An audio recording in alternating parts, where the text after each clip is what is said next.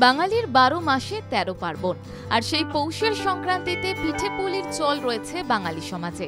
ঢেঁকি ছাঁটা চালে পিঠে খাওয়ার সুযোগ এখন গ্রাম বাংলাতেও কমে গেছে, তাই মেশিনেই গুড়ি ভাঙিয়ে এনে পিঠে তৈরি করা হয়। মকর সংক্রান্তিতে বানানো হয় হরেক পিঠে, পাটিসাপটা, চিতই পিঠে, কাকন পিঠে, গোকুল পিঠে, ভাজা পিঠে, নোনতা পিঠে, কত না পিঠে রয়েছে বাঙালির রসুই ঘরে। এই পিঠে তৈরি করার জন্য কষ্টও কম করতে হয় না। কথায় বলে পেটে খেলে পিঠে সয়। পিঠের কথা সাহিত্য থেকে চলচ্চিত্র সর্বত্র শোনা যায়। আর্যরা একসময় এই ঘরোয়া খাবারের অভ্যাস বজায় রাখেন। মঙ্গল কাব্যে পিঠের কথা উল্লেখ রয়েছে। মনসা মঙ্গল কাব্যে বিজয়গুপ্ত লেখেন, ক্ষীর খিরিয়া রান্ধে দুগ্ধের পঞ্চপিঠা, গুড় চিনি দিয়া রান্ধে খাইতে লাগে মিঠা।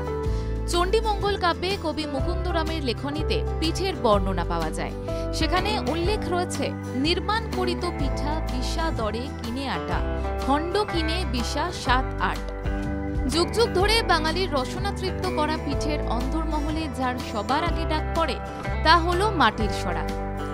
সেই মাটির সরা তৈরি করার জন্য নদিয়ার শিকারপুরের মৃৎশিল্পীরা বেজায় ব্যস্ত।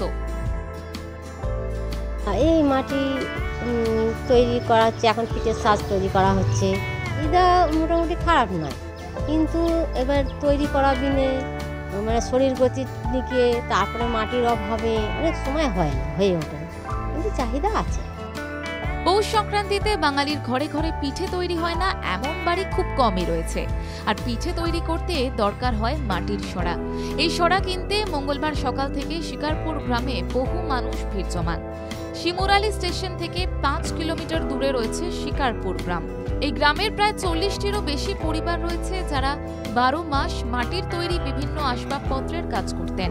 তবে মাটির অভাবের কারণে বর্তমানে এই শিল্পের সঙ্গে যুক্ত ১০টি পরিবার এসে দাঁড়িয়েছেন সমস্যার মুখে। পৌষ সংক্রান্তি উপলক্ষে তাই মাটির সরা বিক্রি করতে বাড়ির সামনে পসরা সাজিয়ে বসে আছেন তারা।